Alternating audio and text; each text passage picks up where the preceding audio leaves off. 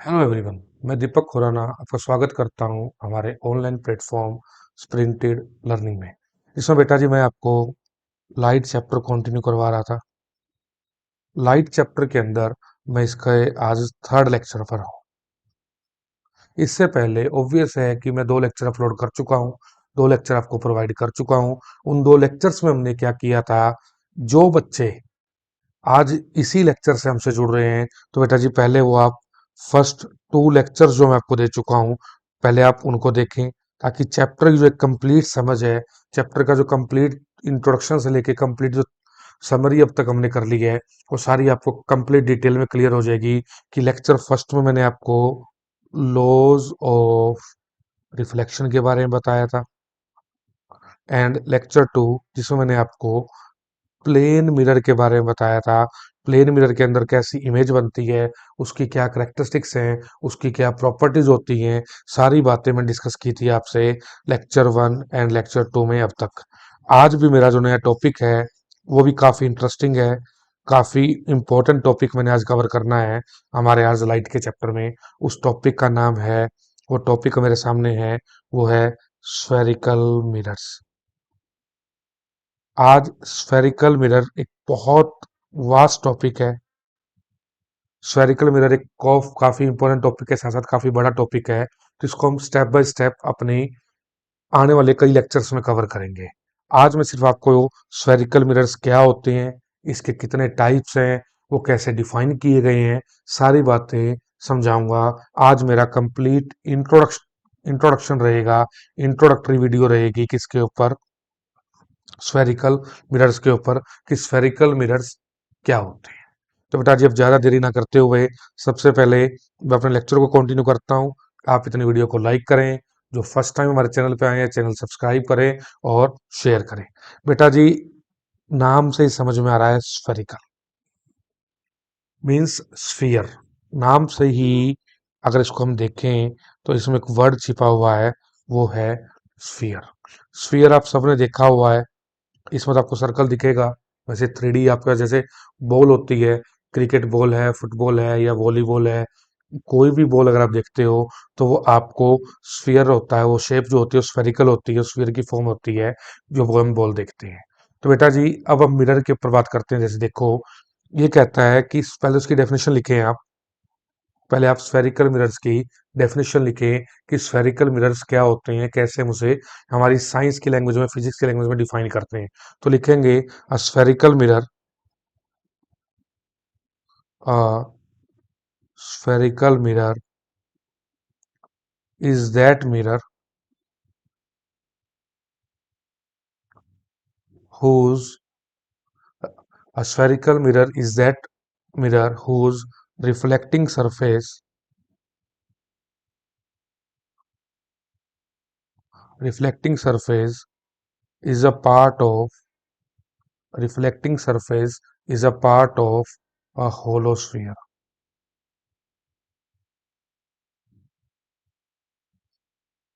I think ये definition आपने लिख ली होगी, स्टेटमेंट आपने लिख ली होगी कि स्फेरिकल मिरर क्या होता है। वो भी एक मिरर है जिसका रिफ्लेक्टिंग सरफेस एक पार्ट लगता है किसी भी होलो स्फीयर का।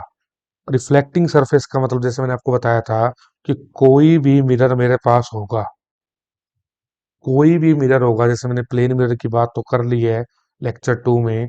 कोई भी मिरर जो मेरे पास है उसमें क्या होता है, 2 पार्ट्स में उसको मैंने डिवाइड किया था। एक तो होता है पॉलिश्ड पार्ट, एक होता है पॉलिश्ड पार्ट। जैसे ये पॉलिश्ड एरिया हो गया, ये पॉलिश्ड पार्ट हो गया। आ रही है मेरी बात समझ में?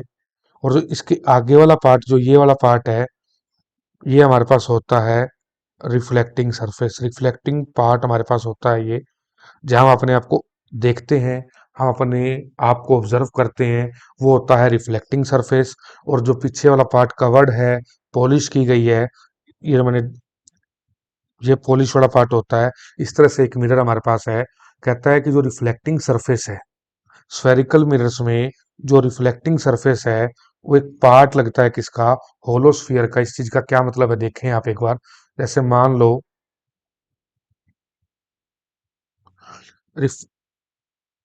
स्फेरिकल मिरर्स 2 टाइप्स के होते हैं, मैं टाइप्स भी साथ साथ बता दूंगा। These are of two types. Spherical mirrors दो टाइप के होते हैं। जैसे आपके पास एक मिरर है ये, थोड़ा सा इसको मैं बेटर में बनाता हूँ, कंप्लीट ऐसे, वेरी, ठीक है, अब ठीक है। ये कहता क्या है, ये कहता है कि हमारे पास,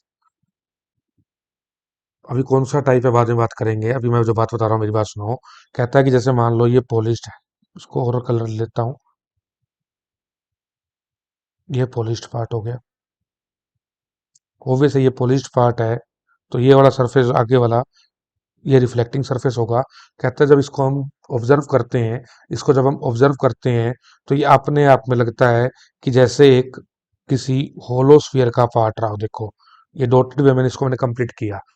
डॉटेड मीन्स एक्चुअली ये कुछ ऐसा है नहीं, लेकिन अगर मैं इसे ऑब्जर्व करूं, जैसे मेरी बात समझ में आ रही है, ये पार्ट इतना सा है, मिरर इतना है, लेकिन इसको डॉटेड वे में कंप्लीट किया मैंने, तो ये लगता है कि जो स्फेरिकल सरफेस है, जो हमारे पास ये मिरर है, जो ये मिरर मेरे पास है, जो मैंने अभी सर्कल किया, ये मिरर है, ये मिरर है, ये रिफ्लेक्टिंग सरफेस है। अगर मैं इसको कंप्लीट करके ऑब्जर्व करता हूं इस डॉटेड वे में, तो ये मुझे किसी होलो स्फीयर का पार्ट लगता है। ये किसी होलो स्फीयर का पार्ट लगता है। इसकी शेप स्फेरिकल है, इसके जो एंड है वो कर्व्ड है। ये देखोगे इसकी एंडिंग पोजीशन जो है, देखो ऐसे कर्व्ड शेप में आ रही है। तो इसलिए इसको हम क्या नाम देते हैं, स्फेरिकल मिरर। प्लेन मिरर बिल्कुल सीधा होगा, प्लेन मिरर मीन्स ऐसा मिरर होगा, इसके जो एंड्स हैं आप साफ देखोगे कर्व्ड नहीं है, ये प्लेन है, प्लेन। लेकिन इसके जो एंड्स हैं ये कर्व्ड हैं। ये इसको कंप्लीट करोगे इस शेप को, तो आपको स्फीयर की शेप मिलेगी। ये मैंने अब समझा दिया है, मुझे लगता है कि मैंने इतनी बार से बोल दिया है, समझा दिया है आपको, ये तो समझ में आ गया कि स्फेरिकल मिरर क्या होते हैं, जिनके एंड्स जो हैं वो कर्व्ड होते हैं, कर्व्ड शेप में होते हैं। उनको अगर हम कंप्लीट कर रहे हैं तो एक किसी स्फीयर का पार्ट दिखते हैं, इसीलिए इन्हें नाम दिया गया है स्फेरिकल मिरर्स। यही डेफिनेशन मैंने आपको बताया था कि किसी होलो स्फीयर का पार्ट लगते हैं, जिनका रिफ्लेक्टिंग सरफेस है वो किसी होलो स्फीयर का पार्ट लगता है, इसलिए इन्हें नाम दिया गया है स्फेरिकल मिरर्स। और ऊपर मैंने लाइन लिखी कि these are of two types, ये दो टाइप्स के होते हैं। जैसे मैंने अभी आपको बताया कि स्फेरिकल मिरर्स कितने टाइप्स के होते हैं, ये दो टाइप्स के होते हैं। इसको मैं डिफाइन करूंगा। जैसे मान लो मैंने एक ये मिरर लिया, एक ये और एक ये। अब आप कहोगे ये तो एक जैसे दिख रहे हैं, इनमें क्या फर्क है, बस आपने इसको पलट के तो लिख दिया। देखो अब इसमें डिफरेंस समझ में आएगा। अब इसमें हम ऑब्जर्वेशन करेंगे अपनी, देखो ये देखो, अब कुछ लगा, अब कुछ डिफरेंस लगा आपको। अब भी कई बच्चे थोड़ा सा इसको और गोल बना लेना, मेन जो है मेरा मोटिव समझो। अब कहता है कि अब भी कई बच्चे समझेंगे कि इसको पलट दो वैसा ही तो बन गया, नहीं। इसको अगर आप थोड़ा सा ध्यान से देखोगे तो आपको इसके अंदर बदलाव दिखेगा। ये दोनों अलग अलग हैं, ए पॉइंट अलग है, बी पॉइंट मैं ऊपर लिख देता हूं, ये अलग है। अब आप देखोगे कि क्या फर्क है। कुछ बच्चों ने तो फर्क ऑब्जर्व कर लिया होगा, लेकिन जिसको नहीं समझ में आया मैं उनको बताता हूं। जो ए है, ए में पॉलिश बाहर की ओर है, इसको आप लिखोगे, इसमें पॉलिश बाहर की ओर की गई है। बी में देखोगे पॉलिश अंदर की ओर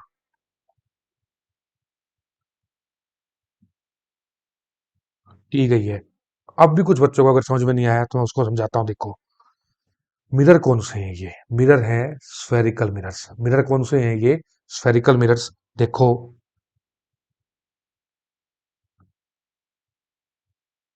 जैसे किसी स्फीयर का पार्ट दिखने चाहिए थे, ये देखो ये ऐसे किसी स्फीयर का पार्ट दिखने चाहिए थे। अब आप देखो, अब कुछ ऑब्जर्व समझ में आया। इसमें पॉलिश बाहर की ओर है, बाहर की ओर है, इसमें पॉलिश बाहर की ओर है। इसको आप ऑब्जर्व करो, इसमें पॉलिश बाहर की ओर है, ये बात समझाई गई है। आ रही है मेरी बात समझ में। और इसमें पॉलिश देखोगे अंदर की ओर है, इनवार्ड साइड है, ये बात आपने ऑब्जर्व करनी है। पहली बात, आपको ये चीज़ अगर समझ में आई है तो मैं आगे चलता हूँ। 2 मिरर्स होते हैं, जिसमें पॉलिश बाहर की गई है, इसमें पॉलिश अंदर की ओर की गई है। इतनी बात समझ में आ गई, मैं इसको आगे समझाता हूँ। देखो, बिल्कुल डिटेल में समझाऊंगा आपको, बिल्कुल डिटेल में। मेरा हमेशा ये टारगेट रहता है, 5 मिनट ज़्यादा लगा दो, लेकिन एक बार उस टॉपिक को इतना अच्छी तरह समझ लो कि दोबारा दोबारा वीडियो देखने की रिक्वायरमेंट ना पड़े। देखो,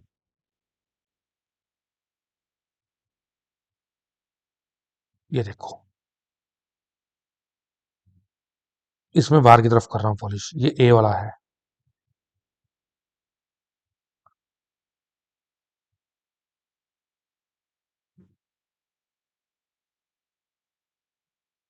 ये ए है, ये बी है। मैंने आपको बताया, इसमें पॉलिश आउटर पार्ट पर है,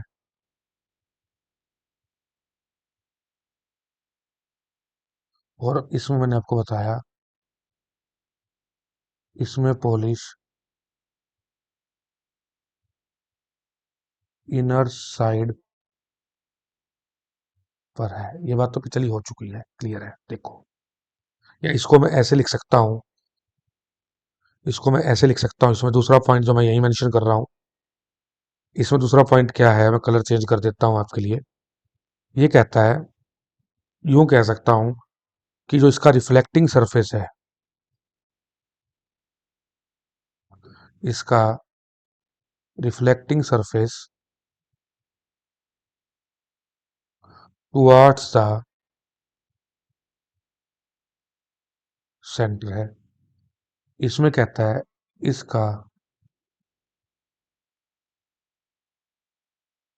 रिफ्लेक्टिंग सरफेस, ये सेकंड पॉइंट है दोनों का, अवे फ्रॉम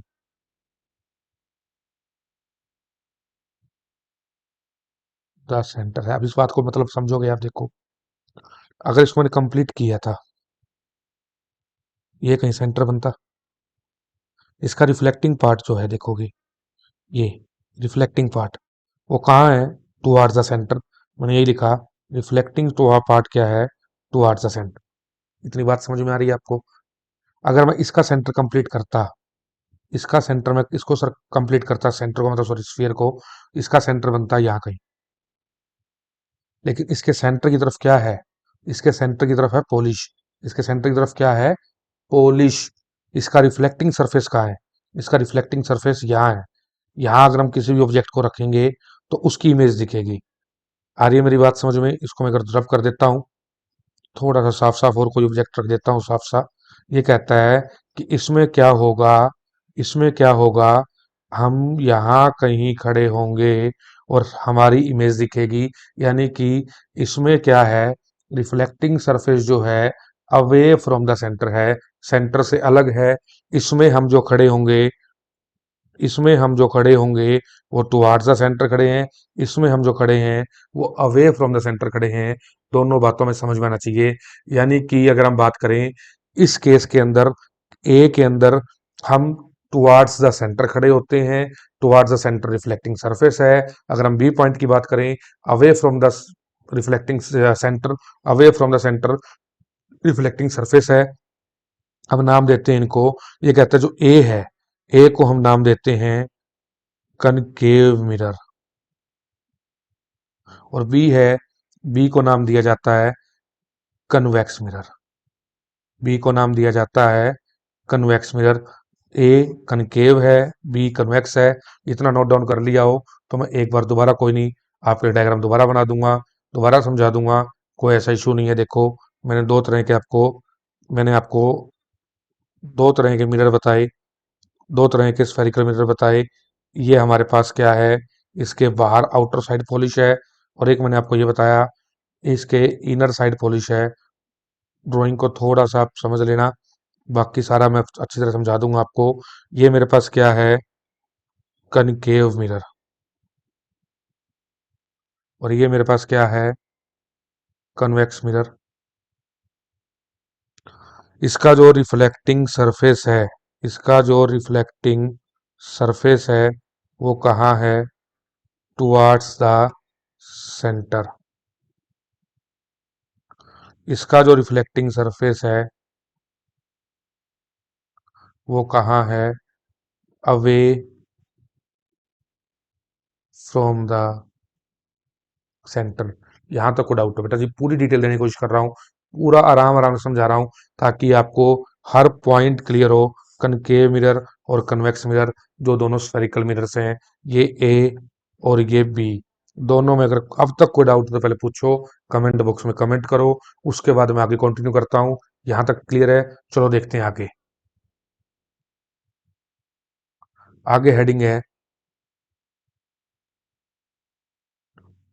बहुत मेन हेडिंग है, नेचर ऑफ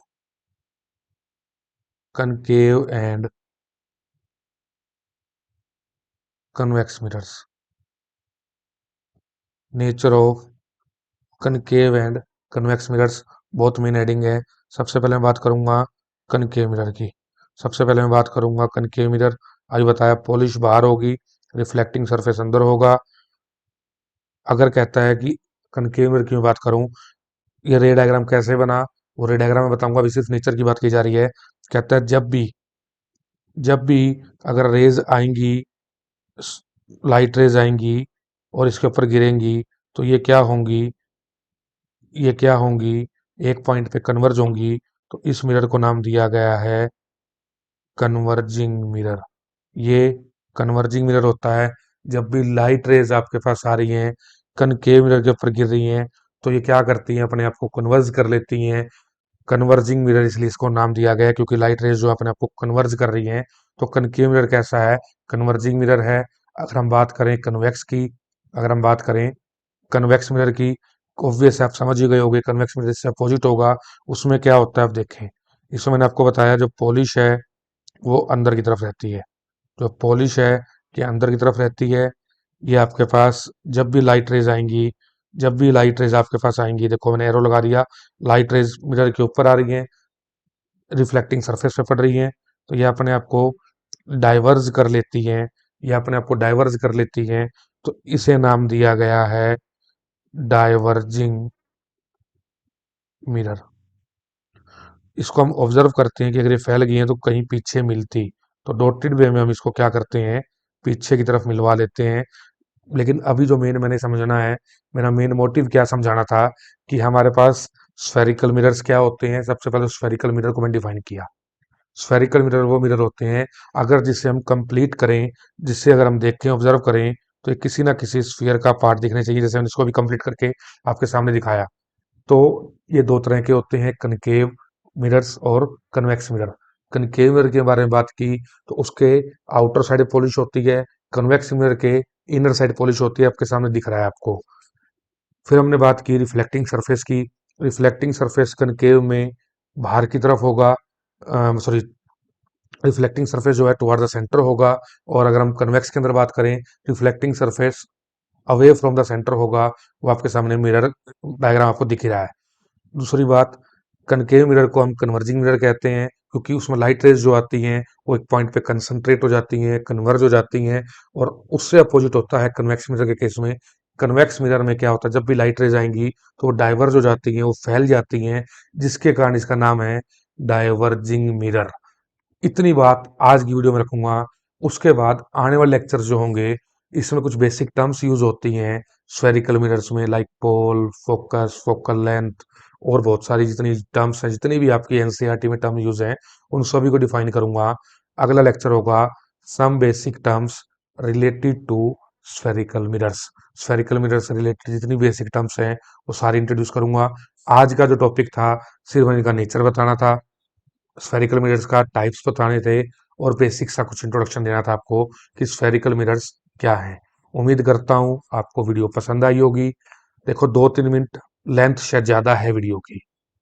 इस वीडियो को मैं 2-3 मिनट जल्दी खत्म कर सकता था, लेकिन मेरी कोशिश ये की जाती है, जो भी ऑडियंस, जो बच्चे इस वीडियो को देखते हैं, जो भी इतना टाइम खर्च कर रहे हैं, 10-20 मिनट खर्च कर रहे हैं इस वीडियो को देखने में, हमारे चैनल से जुड़े हुए हैं, तो मैं चाहता हूँ कि चाहे मुझे 1 लाइन 2 लाइन ज़्यादा बोलनी पड़े, दोबारा बोलनी पड़े, लेकिन वो समझ में आना चाहिए। मेरा मेन टारगेट यही है कि बच्चा आज 5 मिनट जल्दी ज़्यादा खर्च कर ले, आज 5-7 मिनट ज़्यादा लेंथ देख ले वीडियो की, लेकिन एट लास्ट जब वो वीडियो खत्म करे, एट लास्ट जब वो टॉपिक को खत्म करे, तो वो समझ में आना चाहिए उसे। मेरा मेन मोटिव है, समझ में आना चाहिए बच्चे को। 2 4 5 मिनट बेटा कोई फर्क नहीं पड़ता अगर आपको टॉपिक समझ में आ गया। ठीक है, बाकी वीडियो लाइक करनी है, चैनल सब्सक्राइब करना है, और बेटा जी ज़्यादा से ज़्यादा बच्चों तक इसको शेयर करना है। आज के लिए इतना ही। Thank you very much.